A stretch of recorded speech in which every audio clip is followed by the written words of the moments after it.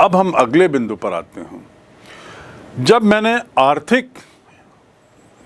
विश्व आर्थिक व्यवस्था की बात की थी तो मैंने जिक्र किया था कि विश्व की वैश्विक आर्थिक व्यवस्था, वैश्विक अर्थव्यवस्था, इस मामले में यद्यपि अमेरिका का जो शेयर है, प्रतिशत है, वो 28% है, बहुत ज़्यादा, 1/4 से ज़्यादा, लेकिन फिर भी उसके पास सामने कुछ ऐसे प्रतिद्वंद्वी आ रहे हैं, उसको प्रतिद्वंदिता कुछ अन्य देशों से आर्थिक मामलों में मिलती रही है, यानी आर्थिक मामलों में कुछ अन्य देश उसकी टक्कर के सामने आ रहे हैं। तो ये आर्थिक मामला भी चुनौती का कारण बना, यानी आर्थिक मामले में किस तरीके से अमेरिका पर लगाम, अवरोध बना रहता है। इसका उदाहरण है कि जो गैर यूरोपीय देश हैं, यानी चीन और भारत, उसकी हम बात करें, चीन, भारत, दक्षिण अफ्रीका, ब्राज़ील, ये देश कुछ ऐसे हैं जो वर्तमान सदी में, 21वीं सदी में बड़ी तेज़ी से बढ़ रहे हैं। खासकर 21वीं सदी के पहले दशक में उन्होंने काफ़ी प्रगति की, उसमें भारत भी एक है। और ये विश्व राजनीति में एक आर्थिक शक्ति के रूप में ये लोग पनप रहे हैं। और ऐसा करते हुए इन्होंने समय समय पर अमेरिका को राजनीतिक और उसके आर्थिक प्रभुत्व को एक तरीके से चैलेंज किया, समय समय पर अमेरिका को एक तरीके से चुनौती दी है। और ऐसा करते हुए उन्होंने अमेरिका के प्रभुत्व को सीमित करने में सफलता भी पाई है। मैंने जिन देशों के नाम लिए, चीन, भारत, ब्राज़ील और दक्षिण अफ्रीका, इसके साथ रूस भी बाद में मिला और इन 5 देशों ने मिलकर एक आर्थिक संगठन बनाया। क्या संगठन? आर्थिक संगठन, जिसका नाम है ब्रिक्स, BRICS। अब ब्रिक्स क्या है, ये नाम क्यों है? ब्रिक माने ईंट, पर यहाँ उसका तात्पर्य ईंट से नहीं है। B मतलब ब्राज़ील, R मतलब रशिया, I यानी इंडिया, भारत, C यानी चाइना और S यानी साउथ अफ्रीका। तो शॉर्ट में इसे एक्रोनिम के रूप में से ब्रिक्स कहते हैं। तो ब्रिक्स नाम का संगठन कब बनाया? 1909 में। और ये कौन से देश हैं?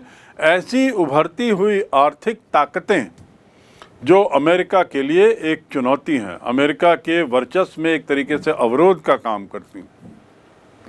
ये विश्व की उन अर्थव्यवस्थाओं का समूह है जिसे माना जाता है कि 2030 तक इन देशों की अर्थव्यवस्था अमेरिका से आगे निकल जाएगी। गोल्डमैन सैच ये एक अमेरिकी संस्था है और यह समय समय पर विभिन्न देशों की आर्थिक स्थितियों का मूल्यांकन करता रहता है और मूल्यांकन के आधार पर इन देशों की आर्थिक रेटिंग करता है।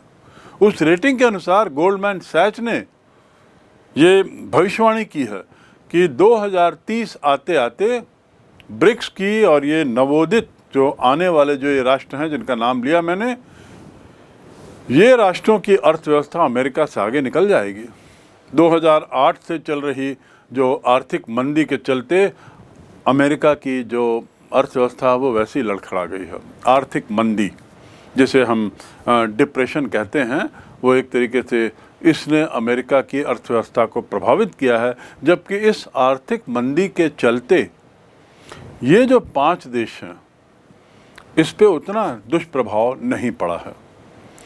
संगठन विश्व अर्थव्यवस्था के ऐसे प्रबंधन की मांग कर रहा है जिसमें अमेरिका के साथ साथ अन्य देशों की भागीदारी हो।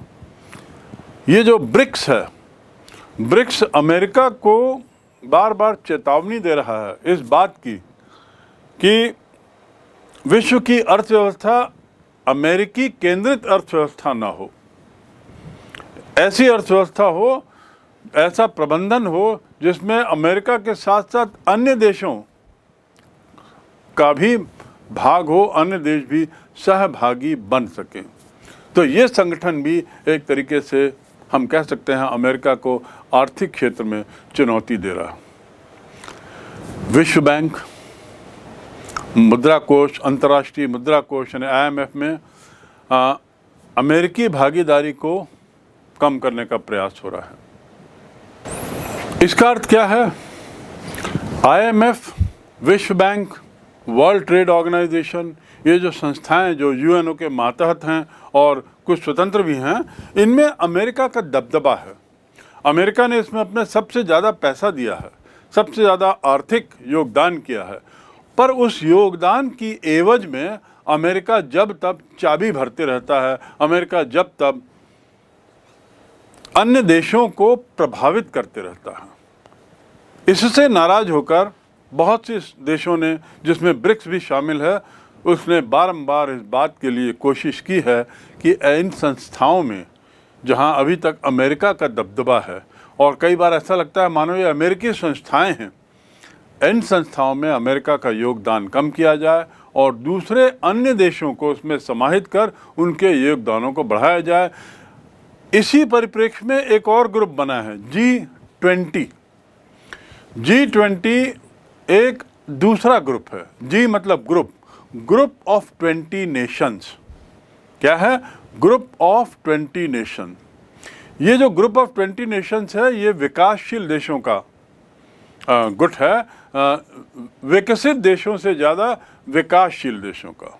इनका कहना है कि जो अंतर्राष्ट्रीय प्रबंधन है, आर्थिक प्रबंधन, इकोनॉमिक मैनेजमेंट, उसमें विकासशील देशों की भूमिकाओं को बढ़ाया जाए।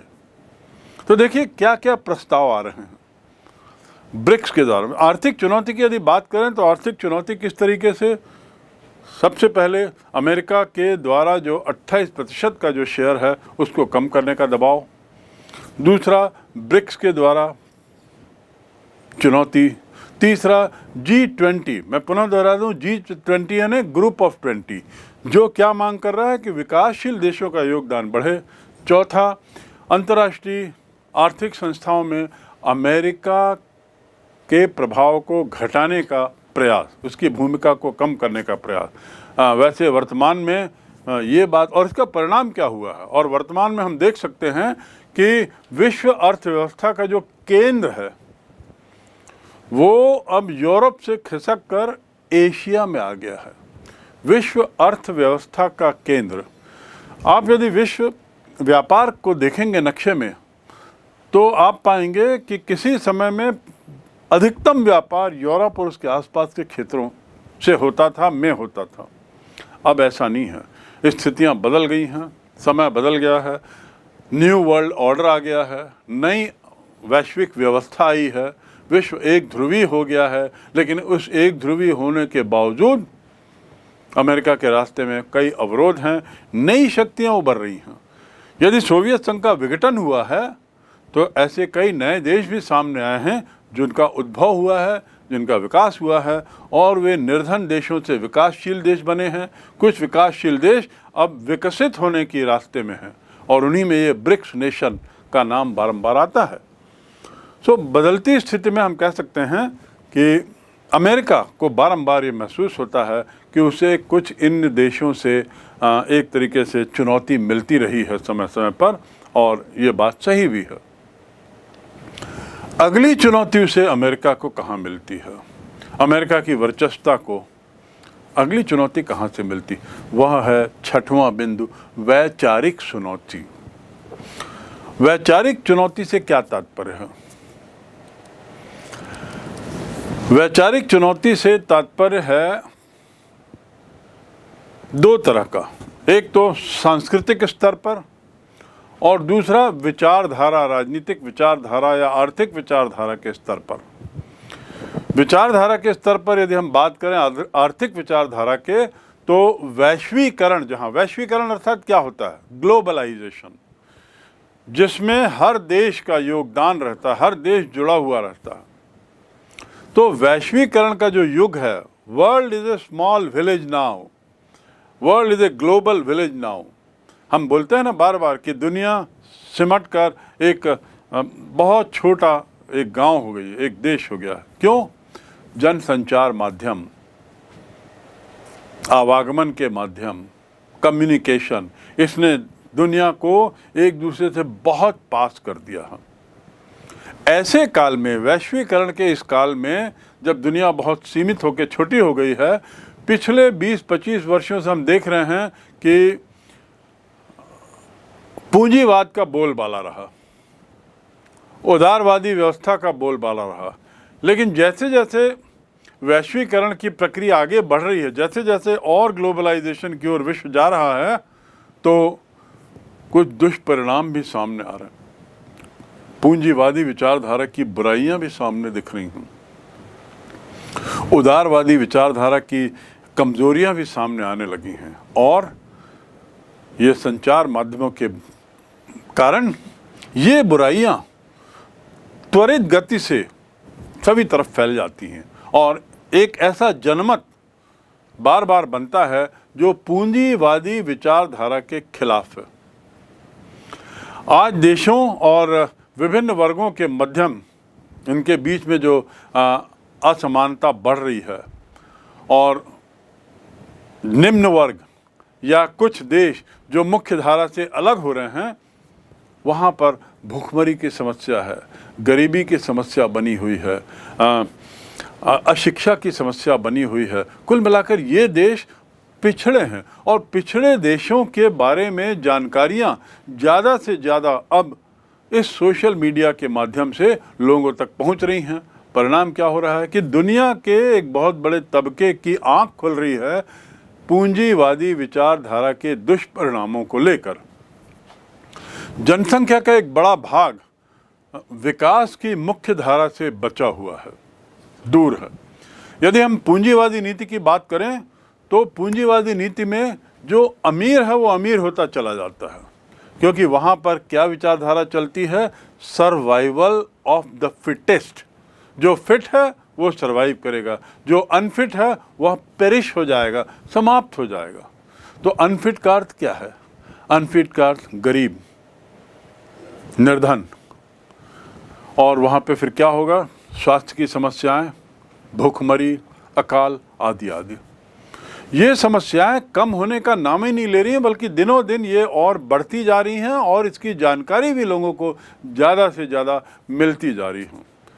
परिणाम असंतुलित विकास के कारण क्या हुआ? परिणाम क्या हुआ है कि दुनिया को मालूम पड़ रहा है कि पूंजीवादी विचारधारा असंतुलित विकास को प्रमोट करती है, असंतुलित विकास को बढ़ावा देती है। अमीर हो रहा है, गरीब गरीब होते चला जा रहा है, निर्धनता की कगार पर पहुंचता जा रहा है, और इसके साथ ही पर्यावरण पर इसका बहुत बुरा प्रभाव पड़ रहा है। जलवायु परिवर्तन की समस्याएं मुंह बाएं खड़ी हैं, क्योंकि विकसित देश जहां पूंजीवादी विचारधारा है, वे पर्यावरण की चिंता न किए अपने आर्थिक विकास के लिए पर्यावरण का शोषण करने से भी नहीं रुकते। और इसके दुष्परिणाम किनको भुगतने पड़ रहे हैं? इस तबके को, जिसे हम निर्धन कहें, जिसे हम गरीब कहें, जिसे हम कहें ऐसा वर्ग जो मुख्य धारा से अलग है।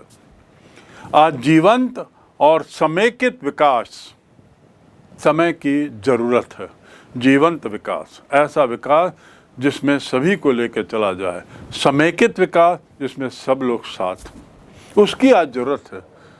पूंजीवादी विचारधारा निश्चित रूप से कुछ समय तक लोगों को आकर्षित की, पर समय के साथ साथ इस वैचारिक चुनौती ने एक समस्या खड़ी कर दी। पूंजीवादी विचारधारा का जो आकर्षण था जनसंचार माध्यमों के माध्यम से वैश्वीकरण के कारण, इस आकर्षण ने अब स्थान ले लिया है पूंजीवाद के खिलाफ बढ़ती आवाज़ ने, क्योंकि उसने असंतुलन को बढ़ावा दिया है, सामाजिक असंतुलन को, उसने पर्यावरण के विनाश को बढ़ावा दिया है। और इस प्रकार हम देखते हैं कि एक बहुत बड़ा तबका अब पूंजीवादी विचारधारा के विरोध में जा रहा है, उसके खिलाफ जा रहा है। बदलते परिप्रेक्ष्य में समय की मांग जो है वो इस बात की है कि समानता, सबको लेकर चलें। भारत का जो रहा है नारा सर्वजन हिताय, सभी के हित को लेकर हम विकास करें, ये विकास की, समग्र विकास की आज बात जो चल रही है उसमें अमेरिका बाधक है। और यदि अमेरिका समग्र विकास में बाधक है तो निश्चित रूप से अन्य लोग अमेरिका के इस विचारधारा के खिलाफ हैं। विश्व व्यापार के जो विभिन्न मंच हैं, जैसे मैंने WTO की बात की, IMF की बात की और अन्य ऐसी संस्थाएं जो हैं, यहाँ पे वार्षिक बैठकों के दौरान हम देखते हैं कि बड़े बड़े प्रदर्शन होते हैं पूंजीवादी विचारधारा के खिलाफ। ये मुद्दा बहुत बड़ा है। पूंजीवाद के कारण पर्यावरण पर, पूंजीवाद के कारण सामाजिक समानता पर कितना इसका दुष्प्रभाव पड़ा है, इस पे बहुत गहन अध्ययन हुए हैं और वैज्ञानिक तरीके से अध्ययन के बाद ये साबित करने की कोशिश की गई है कि पूंजीवाद ने विश्व का नुकसान ज़्यादा किया है, हित कम किया है। ये इस बात को साबित करता है, सिद्ध करता है कि सांस्कृतिक प्रभुत्व अमेरिका का कम हो जाएगा। अमेरिका के सांस्कृतिक प्रभुत्व के विरुद्ध भी सतत रूप से विद्रोह और उसके विरुद्ध आवाज उठ रही है। उधर चीन ने भी साम्यवादी रास्ते से तीव्र विकास हासिल कर लिया। अब देखिए, पूंजीवाद के प्रति बढ़ती निराशा, विश्व की बढ़ती समस्याएं और उसका ठेकरा पूंजीवाद पे देने का जो देने का कारण, और दूसरी ओर साम्यवादी विचारधारा की सफलता चीन में। आपको मालूम होगा कि चीन जो है वह साम्यवादी विचारधारा का, उसी विचारधारा का जिसका सोवियत संघ था। सोवियत संघ का विघटन तो हो गया, सोवियत संघ टूट गया और उस समय साम्यवादी विचारधारा को दोषी माना गया। लेकिन चीन जो है, इसने विश्व के सामने एक दूसरा मॉडल पेश किया है। साम्यवादी विचारधारा के रहते उसने दुनिया के बाजार में, विश्व मार्केट में अपना जो प्रभुत्व, अपना जो प्रभाव छोड़ा है, उसने अब बहुत से देशों को इस विचारधारा के प्रति आकर्षित किया है। दूसरे शब्दों में, चीन ने साम्यवादी रास्ते से जो विकास हासिल किया है और जिस तरीके से उसने अपने आर्थिक ढांचे को भी मजबूत रखा है, उससे सिद्ध हो गया है कि पूंजीवादी विचारधारा या नव उदारवाद की विचारधारा श्रेष्ठ विचारधारा नहीं है। कुछ अन्य ऑल्टरनेटिव्स भी हैं, कुछ अन्य इसके रास्ते भी हैं। पूंजीवादी विचारधारा एकमात्र विचारधारा नहीं है, कुछ अन्य विचारधाराएं भी हैं। ये जो भावना आ रही है कि कुछ अन्य विचारधाराएं भी उतनी ही सफल हैं जितनी पूंजीवादी, ये अमेरिका के लिए एक चुनौती का काम कर रही हैं। इसलिए अमेरिका में वर्तमान में आर्थिक चुनौती के साथ साथ अब हम वैचारिक चुनौती भी देख रहे हैं और अमेरिका सतत रूप से इस वैचारिक चुनौतियों से जूझ रहा है। लेकिन फिलहाल ये जो वैचारिक चुनौतियां अमेरिका को मिल रही हैं, ये किसी संगठित रूप में नहीं मिल रही हैं। संगठित रूप से अर्थ है कि कोई ऐसा ऑर्गेनाइजेशन सामने नहीं आया है जो एक संगठित रूप से अमेरिका को चैलेंज करे, अमेरिका की सत्ता को, वैचारिक सत्ता को उसको चैलेंज करे। और साम्यवादी विचारधारा का उदाहरण भी जो चीन का है, वो फिलहाल केवल एक ही देश तक सीमित है। अन्य साम्यवादी देशों का क्या हश्र हुआ, ये अभी भी सभी लोगों को याद है, उनके जहन में है। और इसलिए फिलहाल वैचारिक चुनौती की तीव्रता से अमेरिका वर्तमान में इन 2-3 कारणों से बचा हुआ है। अमेरिका की वर्चस्वता को चुनौती में जो छठवां बिंदु था, यानी वैचारिक चुनौती, ये वैचारिक चुनौती उसे 2 तरीके से मिल रही है। एक तो उसके स्वयं की विचारधारा की बुराइयां लोगों को अब जग जाहिर हो रही हैं, असमानताएं, बढ़ती पर्यावरण समस्याएं, जिसको आज हम इतने विशाल विकराल रूप में देख रहे हैं। और दूसरा, पहला तो उसकी खुद की बुराइयाँ विचारधारा की, और दूसरा नई विचारधाराओं का आना। और उन नई विचारधाराओं का आना तो तीसरा बिंदु हो जाता है वैचारिक चुनौती के तहत। उनमें से नई एक विचारधारा का सफल उदाहरण, यानी साम्यवादी विचारधारा का उदाहरण जो चीन में देखने को मिल रहा है, लोगों ने अब उसकी ओर मुड़ना शुरू कर दिया, या उससे आकर्षित होने लगे हैं, या सोचने लगे हैं, और उस हद तक पूंजीवादी विचारधारा पर प्रश्न चिन्ह लगाने लगे। तो अब हमने देखा कि कैसे अमेरिका को उसकी वर्चस्वता को लेकर विभिन्न क्षेत्रों में उसे चुनौतियां मिल रही हैं, उसके मार्ग में कौन कौन तत्व बाधक हैं, वर्चस्वता के मार्ग में, उसके प्रगति के मार्ग में कौन कौन से तत्व। वैश्विक राजनीति के परिप्रेक्ष्य में बात कर रहा हूँ। वैसे तो अमेरिका की प्रगति अंदरूनी हो ही रही है, लेकिन वैश्विक राजनीति में उसकी जो दखल है, इसमें कौन कौन उसको मनमानी करने से रोकते हैं, रोक सकते हैं और रोक रहे हैं, ये हमने देखा इन 6 बिंदुओं के माध्यम से।